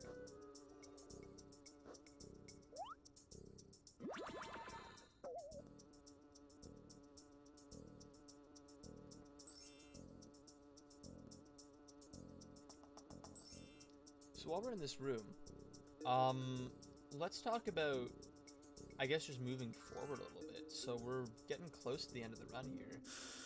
Do you plan to do any more runs in the future? Yeah. So since I did this run on Thursday. I definitely want to do a more optimized run. Probably not as the same amount of time commitment that I was doing before. Time commitment was like 1 to 2 hours a day for like a month. But definitely I want to come back and implement some of those tricks that I mentioned that I didn't quite do right on this run, and just optimize things a little bit more. So absolutely, I'm far from done with speedrunning this game. That is tremendous news, because I was worried that like you know, this is kind of a thing you were exploring for a while, and then you were gonna kind of, you know, move on, as a lot of people do, right? Like from speed games. But it's good to hear that you're sticking around. Oh, that's unlucky. This is such a So place. I didn't notice it at the time until like maybe like a minute in, but it turns out if you're against that wall too close, your flight doesn't activate. And I'm like thinking in the back of my head while I'm doing this, I'm like, why the hell is this not working for me? And I'm just getting like really frustrated because I'm like, for the most part, this was a pretty good run up to this point. And then I finally like realized, okay, maybe I should move just a little bit after a few attempts. And it turns out, yeah, if you're too close to a wall, it will not activate. Lesson learned for next time. That's so unfortunate. Pyramid 2 is cursed, dude. Like, I swear, like, everyone just loses weird amounts of time in this room, or in this stage for, like, no reason. It probably maybe there was some kind of curse put on it by some kind of mummy or something. I mean, it would be thematically apt, but, you know, unfortunate speed-wise for us poor runners. But it wouldn't surprise me. Now, what I am looking forward to seeing, what might surprise me, is how are you going to do on the mushroom slide? This is a stressful one, because if you don't get these thermometers first try, you just have to eat another, like, minute and some odd going through this level again. Yeah, it's a very stressful slide for sure. I definitely I've practiced this quite a number of times just so it doesn't bite me in the butt. Unsurprising. I mean, yeah, go. Oh, um, definitely the very end is probably the most problematic part of dealing with this slide in particular. Oh yeah. Um, this room here, yeah, because you have to like go up against this wall and oh, you don't even you don't use the boosts here. Okay, that actually looks. Nope, I more just skip consistent. it. It definitely helps. And then near the last boost pad, I like to spin around just to slow Ed down just a little bit. And that, so I'm not as far as I would like to be when I get to that point, but it definitely helps just with consistency and that more guaranteed of not biting yourself in the butt later. So I'd rather lose a few seconds and not have to redo it and lose a couple of minutes. Right. Yeah, that makes complete sense to me. Like, I take those boosts, and it's really hard to get that all to go right. But if you have enough speed at the end, you can really launch yourself far and skip a lot of that walking animation. So. And for anyone, for anyone that doesn't know, Ed's walking animation is really, really slow, and it really adds up. So trying to skip as much automatic walking as possible is really, really beneficial. Yeah. Granted, you know, it's a lot faster to walk a little more than to redo the entire mushroom slide. So, you know, something we need to get better at if we want to save time consistently. So, do you know about the let's see. Oh yeah, you do. Okay. So we never knew about this. I don't know if you have known this for a while or not, but we had no idea that was possible until pretty recently when I forget who, someone discovered that you could do this. I think it was Goob, but I'm not sure. And just to clarify what this is, sorry, just really quick. No, please go ahead. Yeah. The joys of doing chatting is kind of sometimes hard to time that right, but no, please, by all means. Yeah, just like, this is, like, what our, oh my goodness. When I said this, I was referring to when the magic mushroom does his, like, electricity attack. You can actually, like, attack those, like, diodes and get the electricity to disappear, and we had no idea that was possible until recently. So we would just, like, every time we got that attack, we'd be like, oh god, I'm getting the long cycle. But it's actually one of the shortest ones, so, the more you know. Honestly, from what I can gather, the longest one is with those 4 platforms that rise up. That seems to be the longest one now. Absolutely. All things considered, yeah, it's actually, you did get kind of screwed on RNG for the magic mushroom. You never got the fastest cycle, and you got the 2 slowest ones, and then the mushrooms, which are like medium. So, not the best RNG for that, but what can you do? It is what it is, and you just gotta sometimes go with it. Absolutely. How do you feel about this section? I am not happy with how I execute it. I have done this much better in the past. So definitely I can do this a lot quicker and a lot more consistent.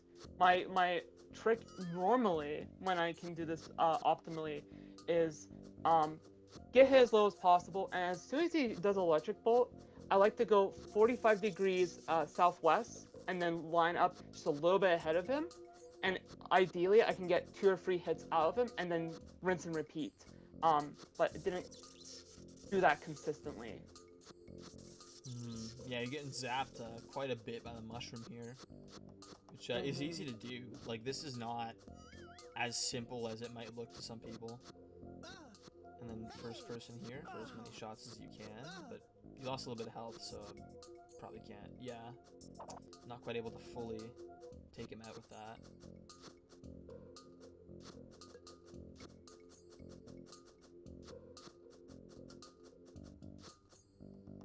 Well played, though. Well played. Like, that last phase was really smooth.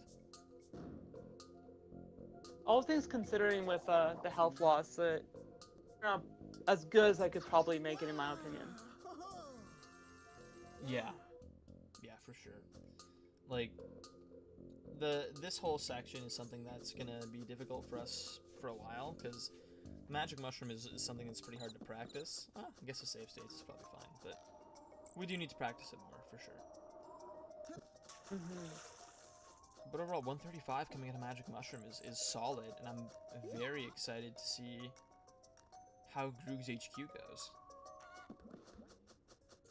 Probably the part I'm most proud of, other than Glacier Cocktail, there's only one part I can think of off the top of my head that I'm like, I could do a little bit better. But except for that one part that I'm thinking of, I'm very happy with how it turned out. Okay, very cool. Also, coming out of that area where you have, you know, Glacier Cocktail and Pyramid and all that, when you come out of that portal and get back into this area, South Plane, instead of walking right into the river there, if you walk along that left ledge, you get a consistent edge boost every single time. So you can actually use that, and it also skips that little like weird trying to get back up to the surface animation that Ed does. So that's a little optimization that might save like a second or two.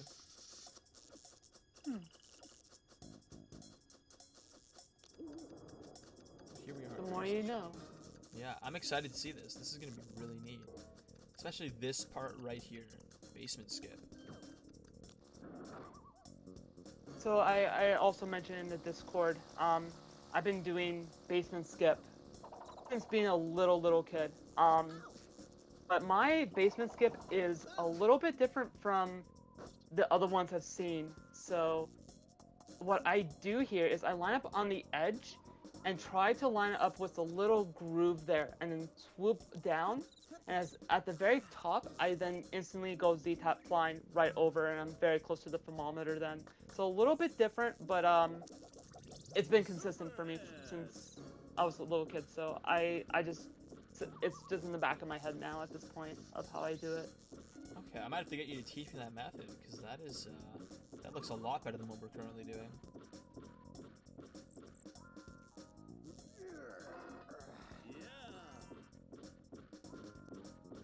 Now this next skip coming up here is kind of my own little method that I've created. Once we get there, I'll definitely break it down. Okay. Nice ledger cap here. That's not easy. Okay, this is different already.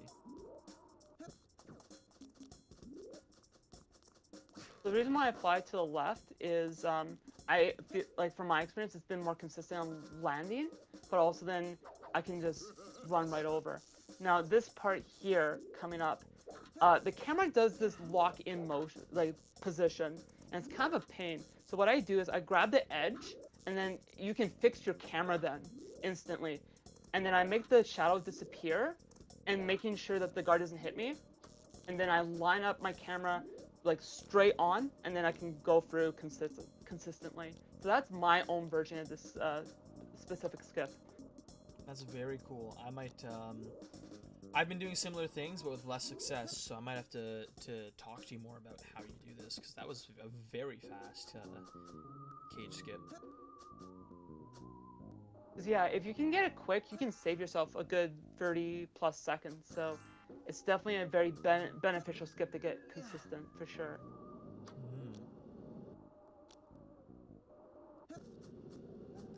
I will admit, I've had a couple world record pace runs get to that point, and I have lost them to cage skip, so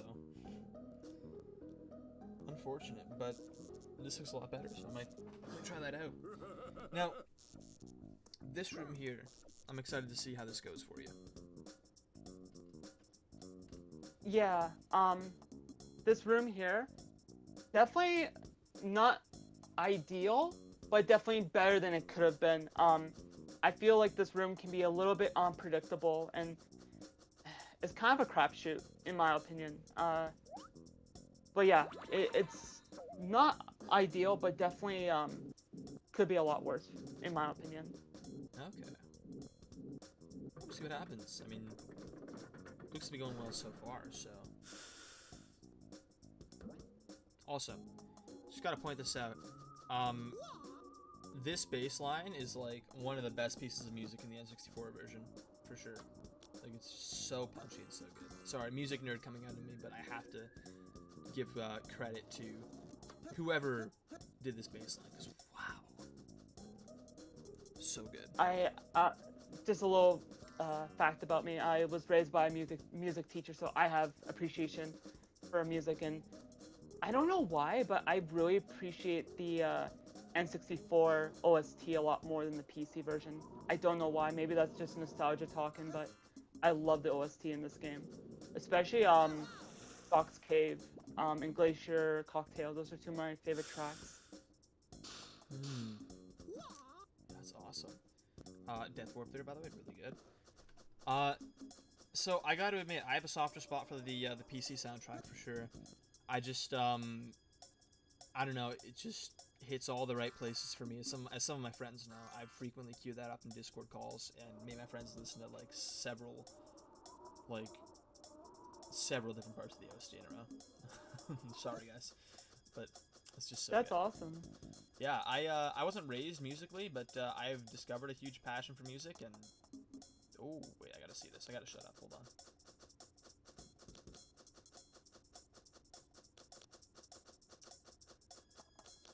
Oh, Yeah. I hate to see it. So definitely not the first time I get it right, but I do get it right this next time here.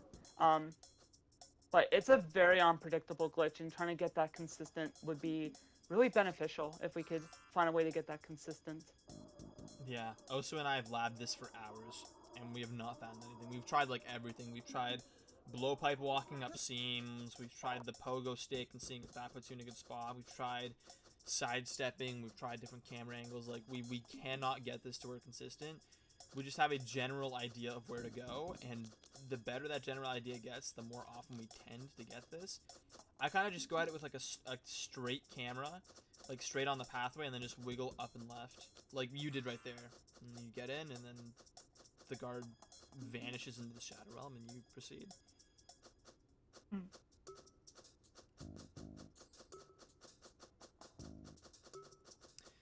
So while we're waiting for this cutscene, fun little thing to throw out there. I used to be known as the Thereminist. Changed my name from Venerable to that, and then back again because nobody could pronounce it. But I think Tonic Trouble is part of the reason. So I play the theremin. That's my main instrument. It's you may have heard of it, may not have. I have. Yeah. So I think Tonic Trouble is a big part of the reason that I subconsciously love the theremin so much. It's because there's theremin everywhere in the soundtrack, and I always thought it was the coolest thing. And now it's what I do. So That's awesome. yeah. I actually play banjo. And what got me into that was Banjo-Kazooie and Grant Kirkhope's music. Love that OST.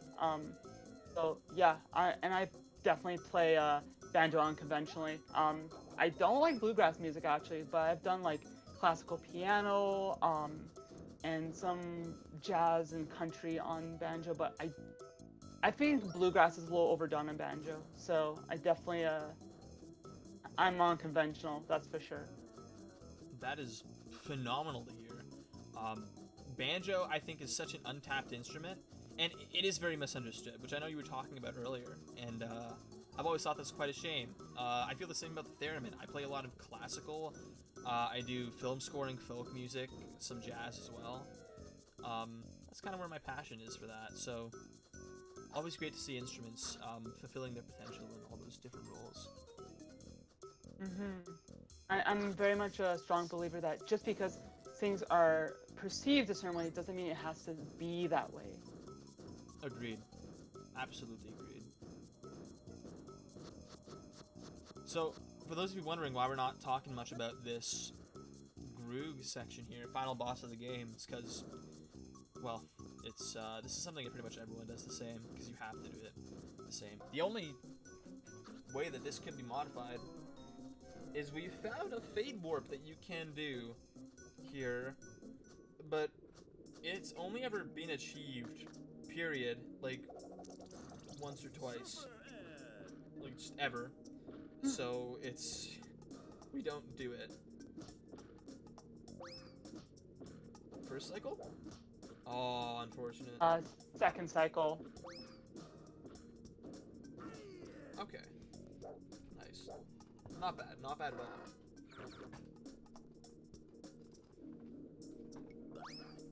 Laughs and PC, Rib says. Rib, is there something we need to know about? As non-avid PC speedrun watchers.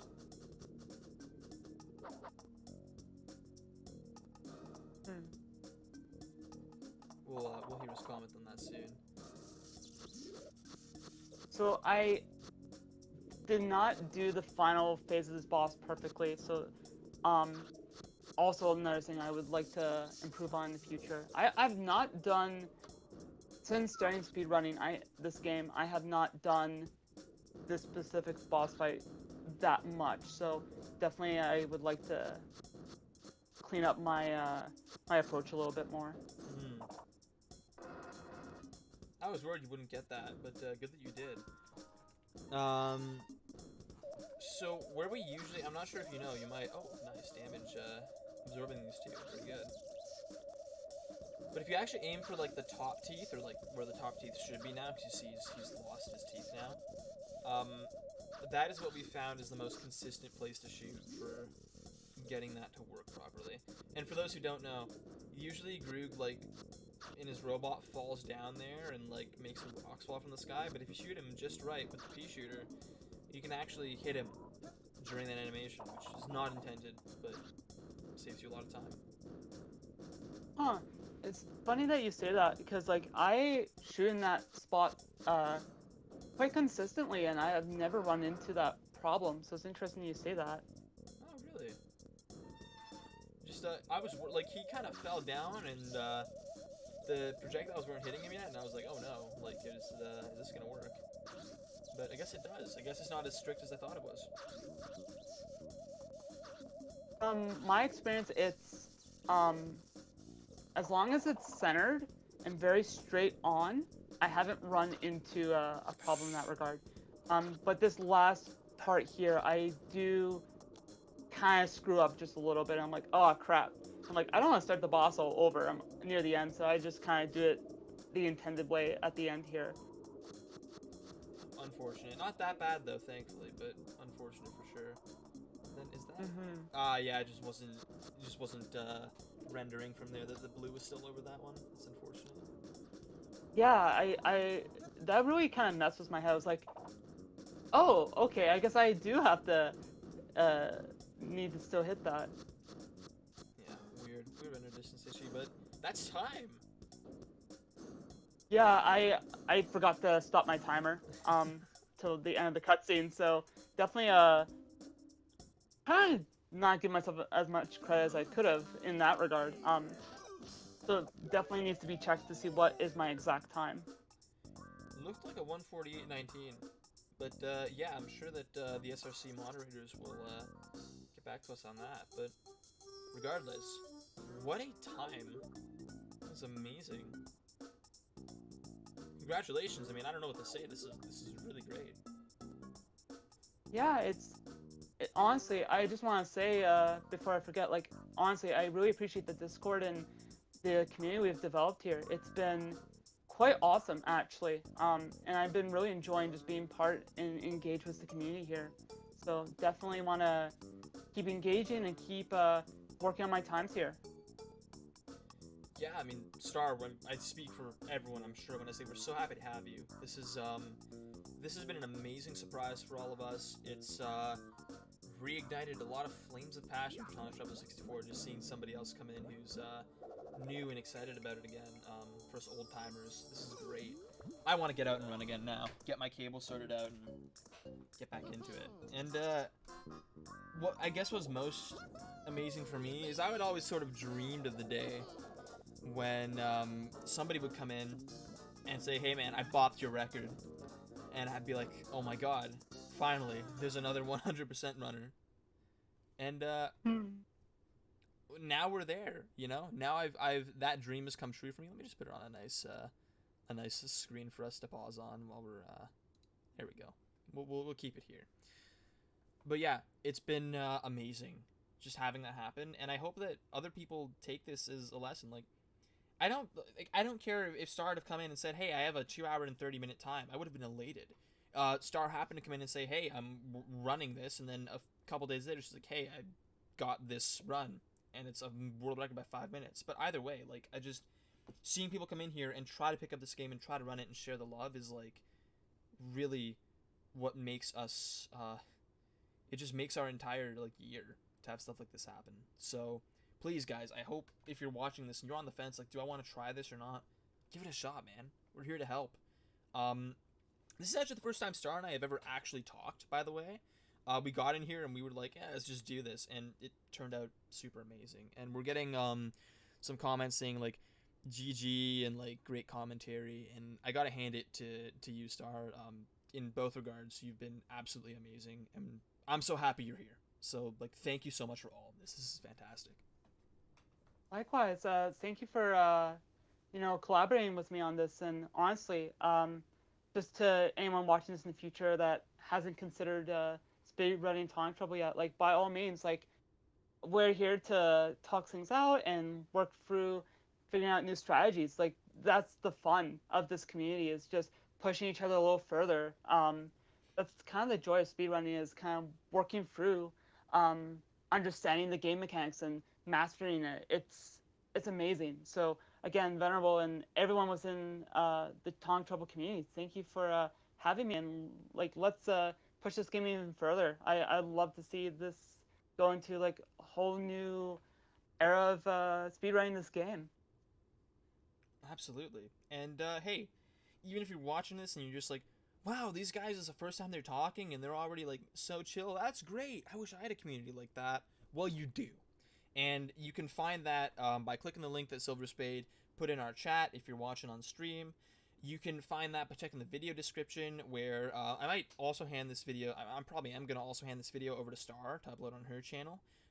Which, by the way, I'm gonna ask you to plug your socials in just a second, including your YouTube channel. But yeah, check out our video descriptions. The Discord's gonna be in there. We're so excited to see you guys. And just even if you're not a speedrunner, even if you just like Tonic Trouble, just to come in and talk, would be absolutely amazing. And again, GG on this awesome run.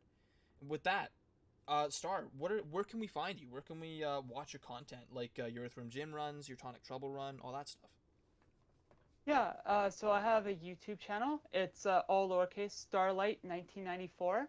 Um, and yeah, I definitely will be eventually doing a commentary on the Orphan Gym run as well. So definitely keep an eye out for some content in that regard. Yeah, just feel free to drop by, leave comments. I love being engaged with gamers. I've been a gamer since as young as I can remember, so anything really. I also on the Discord server, same username, so you can reach me there if you like. And I'm on there quite often, so again, feel free to reach out. I love to chat about games in general, Tonic Trouble, anything. I just love being engaged. It's awesome, and I'd like to second all of that. As for my socials, I mean, on YouTube, you may be watching it on that channel already, but I'm known as the Thereminist on YouTube, which is a lot to. Let me try to enunciate that better. The space Thereminist. I may change that channel name to Venerable or Venerable64, which brings me to my Twitch channel. If you want to catch me on Twitch, give me a follow. You'll see when I'm streaming stuff. Infrequently as I may do that. I do. That is twitch.tv/venerable64.